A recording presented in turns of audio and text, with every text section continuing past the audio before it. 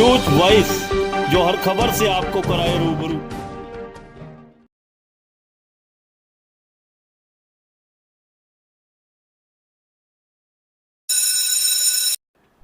अपनी सभाओं में बजरंगबली के जयकारों को लेकर रेवाड़ी से कांग्रेसी विधायक चिरंजीव राव आजकल खूब चर्चा में हैं। इसी के चलते चिरंजीव राव ने अपने जनसंपर्क अभियान के तहत आज रेवाड़ी के गांव माजरा गुरदास सहित कई गांवों में ग्रामीणों से सीधा संवाद किया और ग्रामीणों की समस्याएं सुन मौके पर ही अधिकारियों को फोन पर समाधान के निर्देश भी दिए। वहीं इस दौरान पत्रकारों से बातचीत में विधायक चिरंजीव राव ने केंद्रीय मंत्री राव इंद्रजीत सिंह को स्वार्थी नेता बताया और कहा कि ये वही हैं जो कांग्रेस को बुरे वक्त में छोड़कर चले गए थे। उन्होंने कहा कि राव जनप्रतिनिधियों का कोई सम्मान नहीं करते, बल्कि वे तो राजघराने में बैठकर राजनीति करते हैं। उन्होंने कहा कि राव नहीं चाहते कि इलाके में किसी और नेता का नेतृत्व हो, इसीलिए राव ने कई ऐसे लोगों को मंत्री तक नहीं बनने दिया। राव चाहते हैं कि सत्ता की चाबी उन्हीं के हाथों में रहे, इसीलिए मंत्रियों के कार्यक्रमों में राव स्वयं शिरकत करने लगे हैं।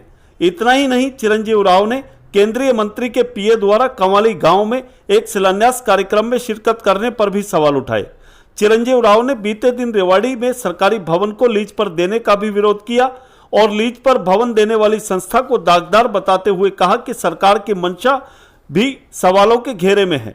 उन्होंने कहा कि जिस संस्था को यह भवन दिया गया है उसे लेकर पहले से रेवाड़ी में भारी रोष है, क्योंकि इसमें भारी गड़बड़ झाला है, जिसे लेकर वे जल्द ही एक जन आंदोलन भी करेंगे। विधायक चिरंजीव राव यही नहीं रुके, उन्होंने बीते दिन शिक्षा मंत्री कंवरपाल गुर्जर के उस विवादित बयान, जिसमें उन्होंने कहा था कि सरकारी स्कूलों में ग्रुप सी और डी की सोच वाले छात्र पढ़ते हैं, को लेकर कहा कि यह बयान सरकार की असली मानसिकता को दर्शाता है। उन्होंने कहा कि शिक्षा मंत्री शिक्षा को व्यापार समझते हैं और सरकार चाहती है कि दक्षिण हरियाणा के बच्चे ग्रुप सी और डी तक ही सीमित रहें। वहीं विधायक ने किसानों के लिए जारी की गई मुआवजा राशि को ऊंट के मुंह में जीरा के समान बताया। इसके अलावा प्रदेश में आम आदमी पार्टी के वजूद को लेकर उन्होंने कहा कि आप पार्टी बीजेपी की बी टीम के रूप में काम कर रही है, फिर भी आपके कई नेता पार्टी छोड़कर कांग्रेस ज्वाइन कर रहे हैं। इतना ही नहीं, भाजपा और जजपा के भी कई नेता कांग्रेस पार्टी में आने के इच्छुक हैं। ऐसे में देश और प्रदेश में कांग्रेस पार्टी का ग्राफ लगातार बढ़ रहा है। रेवाड़ी से न्यूज वॉइस के लिए संजय कौशिक के साथ अजय सागर अत्री की रिपोर्ट।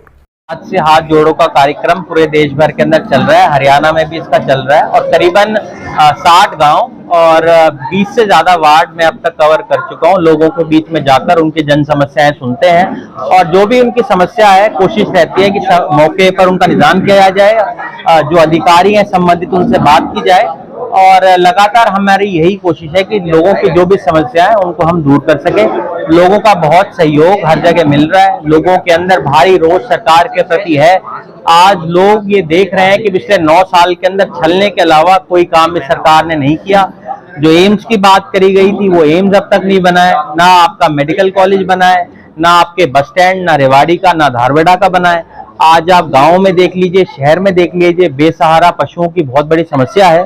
तो सब जगह अलग अलग समस्याएं लोगों ने रखी है और उनपे हमारी कोशिश रहेगी कि जल्द से जल्द उनको कराया जाए। कल शिक्षा मंत्री रेवाड़ी आए, एक भवन का शिलान्यास उन्होंने किया, आपकी तरफ से भी एक बयान आया कि सरकारी भवन में प्राइवेट संस्थान। देखिए, बड़ी ही शर्मनाक बात है कि 2015 के अंदर घोषणा करी थी कि हमारा कॉलेज बनेगा और 8 साल बीत जाने के बाद भी जब आज जगह चिन्हित नहीं करी गई है बॉयज कॉलेज बनाने की और उसको कोएड कर दिया गया है, आज वो 2 कमरों के अंदर चल रहा है और हमारी जो बेटियां हैं उन्होंने नंगे पैर बेटी बचाओ बेटी पढ़ाओ का नारा ये सरकार देती है, ज्ञापन भी दिया था, उसके बावजूद भी वहां ना देखकर एक प्राइवेट एनजीओ को देना, साफ तौर पे पता चलता है कि सरकार की मंशा क्या है। ये चाहती नहीं है कि हमारे यहाँ के बच्चे जो हैं, हमारी जो बेटियां हैं वो पढ़ें। अगर सरकार की सोच ऐसी होती तो यहाँ पर कॉलेज जो है वो मेकशिफ्ट चलाया जाता, जो आज 2 कमरों में चल रहा है।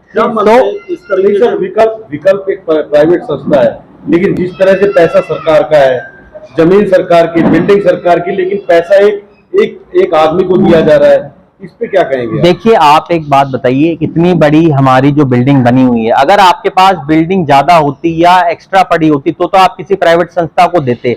और ये विकल्प वैसे भी आपने देखा होगा 3-4 साल पहले ये बात आई भी थी कि उनके जो अभिभावक हैं वो गए थे कि जबरन उनको बच्चों को वहां रोका जा रहा है। तो एक ऐसी एनजीओ जिसके ऊपर पहले से दाग लिया हुआ है, क्या कारण है कि उसको इतना पैसा सरकार अपनी तरफ से लगा रही है? बहुत सारे जो अभिभावक हैं उनका मुझे फोन आया, शिक्षक हैं उनका मुझे फोन आया कि ये बहुत गलत हो रहा है, और पूरे रेवाड़ी शहर के अंदर ये भारी रोष लोगों के अंदर है कि क्यों हमारी जो इतनी महंगी जमीन है, सरकारी जमीन है, एक प्राइवेट संस्था को दी जा रही है। तो मुझे लगता है कहीं ना कहीं इसके अंदर बहुत बड़ा गड़बड़ घोटाला है, और इसकी लड़ाई हम जरूर लड़ेंगे। और आने वाले समय के अंदर अगर शिक्षा विभाग और सरकार इस डिसीजन को वापस नहीं लेती तो हम इस पे ऊपर जन आंदोलन करेंगे।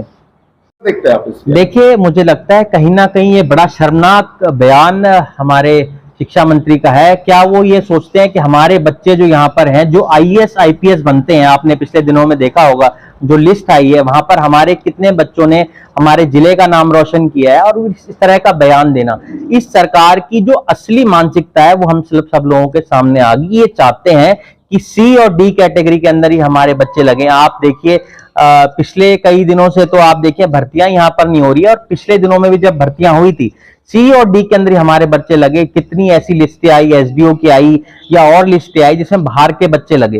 तो साफ तौर पे दर्शाता है शिक्षा मंत्री की सोच क्या है। जब ऐसे लोगों के हाथ में शिक्षा अगर होगी तो आप समझ सकते हैं ये व्यापार उसको समझते हैं, और व्यापार बनाने का काम ये लोग कर रहे हैं। पिछले दिनों में 134A को भी जो इन्होंने खत्म किया था वो भी इनकी मानसिकता दर्शाता है, और अब जो इन्होंने आज ये किया है, जो कल ये फैसला हुआ है, साफ तौर पे दर्शाता है कि ये चाहते ही नहीं कि यहाँ के बच्चे पढ़ें, क्योंकि यहाँ के बच्चे अगर पढ़ जाएंगे तो सवाल करने लग जाएंगे। और बीजेपी एक, मुझे लगता है इसकी मानसिकता ही ऐसी है कि गरीब लोगों को कितना ज्यादा दबाया जाए, वो ये काम करती है।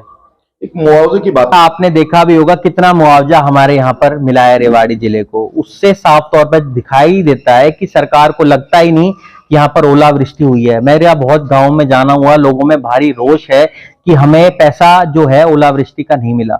ये सरकार हमेशा इसकी सोच यही है, जितना होता है हमेशा दक्षिण हरियाणा के साथ सौतेला व्यवहार करती है, और इसके अंदर भी सौतेला व्यवहार साफ तौर पर नजर आता है।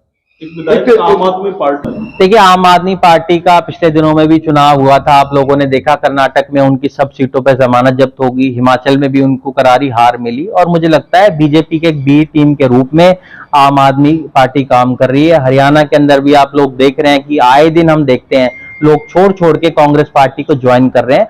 तो मुझे लगता है लोग समझ चुके हैं कि आम आदमी पार्टी का काम सिर्फ इतना है कि वो कांग्रेस पार्टी को कमजोर करती है और बीजेपी को मजबूत करने का काम वो कर रही है। हम यहाँ भी देख रहे हैं कि किस तरह से आए दिन लोगों की ज्वाइनिंग जो हो रही है कांग्रेस पार्टी में, इससे लगातार आप भी कमजोर हो रही है। और पिछले दिनों में हमने देखा भी है कि करीबन 23 एक्स मिनिस्टर और एक्स एमएलए जिन्होंने कांग्रेस पार्टी को ज्वाइन किया है, तो कांग्रेस पार्टी ग्राफ लगातार बढ़ रहा है। एक विधायक जी, देखिए, कहीं ना कहीं जो आपका जो नेतृत्व है उनमें कहीं ना कहीं खींचातान की स्थिति नहीं है? देखिए, मुझे लगता है कि ये तो फैसला हमारी जो पार्टी नेतृत्व है उसको करना है कि कौन पार्टी के अंदर आएगा, कौन मुख्यमंत्री बनेगा। और मुझे लगता है अगर कोई भी पार्टी में आता है और वो पार्टी के लिए काम करना चाहता है तो हमें उस बात से कोई गुरेज नहीं है, वो पार्टी के अंदर आ सकते हैं, पार्टी के लिए काम कर सकते हैं। पर लोगों को ये देखना है कि ऐसे स्वार्थी लोगों से कैसे हम बचे, पार्टी कैसे बचे, जिन्होंने मौका पाने के ऊपर पार्टी को छोड़ा। जब पार्टी की समय खराब था तब वो पार्टी को छोड़ गए, आज ये वो लोग जानते हैं कि कांग्रेस का राज आ रहा है। तो मुझे लगता है ऐसे लोगों से पार्टी को परहेज करना चाहिए। हम अपने आप में बहुत मजबूत हैं। और इसके साथ साथ कल मेरा जन्मदिन है, तो आपके माध्यम से जितने भी मेरे कार्यकर्ता हैं, मेरे लोग हैं, उन सभी से जो मेरे प्यारे हैं उनसे मैं अनुरोध करूंगा कि कल आप लोग जरूर मेरे घर निवास स्थान सुबह 11 बजे जरूर आएं और मुझे अपना आशीर्वाद दें। एक राजिया के गांव में आई कि काम था सहकारिता विभाग का और केंद्रीय मंत्री उनका फीता काट रहे थे, उसको किस तरीके से देख रहे हैं? देखिए, मुझे लगता है कि इन लोगों को जो जनप्रतिनिधि है उसकी कितना ये लोग सम्मान करते हैं, ये साफ तौर पे नजर आता है। ये लोग अपने जो मंत्री हैं, विधायक हैं, उनको ये लोग कुछ नहीं समझते। एक पीए का उद्घाटन करना मुझे लगता है ये साफ तौर पे दर्शाता है कि इनकी क्या सोच, और लोग जनप्रतिनिधि को चुन के भेजते हैं, उनकी कितनी इज्जत ये लोगों के करते हैं। देखिए, अगर आप जनता के बीच में नहीं जाएंगे, राजघरानों के अंदर बैठ के आप अगर राजनीति करेंगे तो इस तरह के फैसले जरूर होंगे। कहीं ना लग रहा है कि केंद्रीय मंत्री सहकारिता मंत्री के विकास कार्य का क्रेडिट हासिल करना चाह रहे हैं। देखिए, तो पिछले दिनों में हमारे जो केंद्रीय मंत्री उन्होंने कहा ही था कि जिसको भी मैं बनाता हूं वो मेरे साथ धोखा करता है। तो साफ तौर पे नजर आता है कि इनकी सोच ही यही है, ये चाहते ही नहीं किसी और का नेतृत्व मजबूत होए। और हम अलग अलग जगह पे देखते हैं, हरियाणा के अंदर जो लोग हैं जिनको इन्होंने मंत्री बनने नहीं दिया पिछले 9 सालों के अंदर, ये चाहते हैं कि जो सत्ता है इन्हीं के हाथों में रहे, ना ये खुद काम करे ना किसी और को काम करने दे। ऐसी जो छोटी मानसिकता है ये इनकी दर्शाती है। एक लास्ट सवाल, आप ये देखिए, पिछले दिनों में जैसा कि मैंने आपको बताया, 23 एक्स मिनिस्टर्स और एक्स एमएलएज ने कांग्रेस पार्टी को ज्वाइन किया और लगातार ज्वाइनिंग हो रही है। अभी तो हमने ज्वाइनिंग रोकी हुई है और जैसे ही ज्वाइनिंग फिर रोकेंगे, करीबन 50 ऐसे लोग और हैं जो कांग्रेस पार्टी को ज्वाइन करना चाहते हैं, जिसके अंदर अभी वर्तमान के भाजपा के और जजपा के विधायक भी हैं जो कांग्रेस पार्टी के अंदर आना चाहते हैं। तो कांग्रेस पार्टी बहुत मजबूत है और मिलकर हम लड़ाई लड़ रहे हैं। आपने देखा भी होगा पिछले दिनों में सब लोग मिलके अलग अलग जगह पे कार्यक्रम कर रहे हैं। हुड्डा साहब भी कार्यक्रम कर रहे हैं, विपक्ष आपके समक्ष का उदय भान जी भी मजबूती से लड़ रहे हैं, शैलजा जी भी कार्यक्रम कर रही हैं, किरण चौधरी जी का भी मैं देख रहा था, उन्होंने भी हाथ से हाथ जोड़ो कार्यक्रम कर रखे हैं, कैप्टन साहब भी कर रहे हैं, रणदीप जी भी कर रहे हैं, दीपेंद्र हुड्डा जी बहुत मजबूती के साथ पार्टी को मजबूत करने का काम कर रहे हैं। तो मुझे ऐसा कुछ नहीं नजर आता और मुझे लगता है हम सब लोग मिलकर कांग्रेस पार्टी को सत्ता के अंदर लाएंगे। लोगों के जो काम नहीं हो पाए पिछले 9 सालों में, उन विकास को आगे बढ़ाने का हम लोग काम करेंगे। वो तो कह रहे हैं कि चुनौती दे रहे हैं। अगर आपके अध्यक्ष जी ने कहा था कि भाजपा के हमारे पास कांटेक्ट में है, वो कह रहे हैं कि लिस्ट जारी करें। किसने कहा है? अध्यक्ष जी ने कहा था बीजेपी के और भाजपा के एमएलए हमारी जो पिछले दिनों में इनके जो ज्वाइन किए हैं एक्स एमएलएज और एक्स मिनिस्टर्स, वो भी तो भाजपा और इन्हीं से आए थे, इन्हीं पार्टियों से तो आए थे। और हम इन्हें क्यों बताएं कि किन लोगों से हमारी बात चल रही है? मुझे लगता है ये तो हमारा आंतरिक फैसला है, हम किसको बुलाएं किसको ना बुलाएं। ठीक है, धन्यवाद।